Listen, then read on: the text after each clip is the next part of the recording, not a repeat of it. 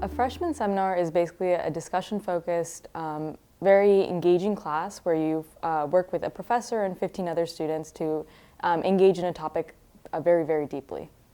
You should take a freshman seminar if you really want to get to know a professor who specializes in a topic that you're really interested in, so that you can really get one-on-one time and really get to know a specific field very in depth. A freshman seminar is different from a regular course because it's only open to first years, and it's also a really small class size.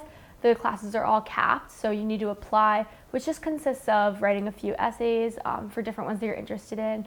And then also the grading is pass-fail for seminars, which is different from a lot of the other classes.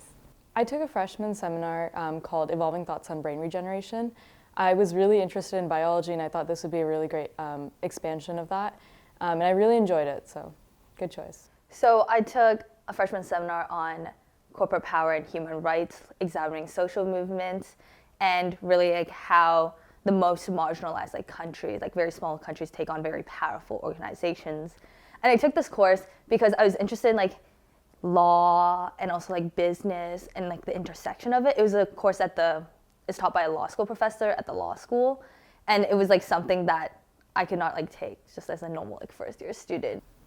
I took the freshman seminar, A Brief History of Surgery. In high school, I wrote a paper on the man who completed the first open heart surgery, and I thought the intersection of history and science was super interesting, so I wanted to further explore it. So given that there's no limit on the number of seminars that you can apply to, I suggest to apply to as many as you might be interested in. But one thing that I would recommend is having that list of your preference organized beforehand. That way you can focus on the ones that you want to get into for sure. Read all of the Q guides and also the descriptions of all the seminars, and also about the prof or the person who teaches it, so you can really understand their expertise, their experiences, and a combination of that should all interest you. And I would suggest looking at all of them, because you never know what might interest you just based off the title.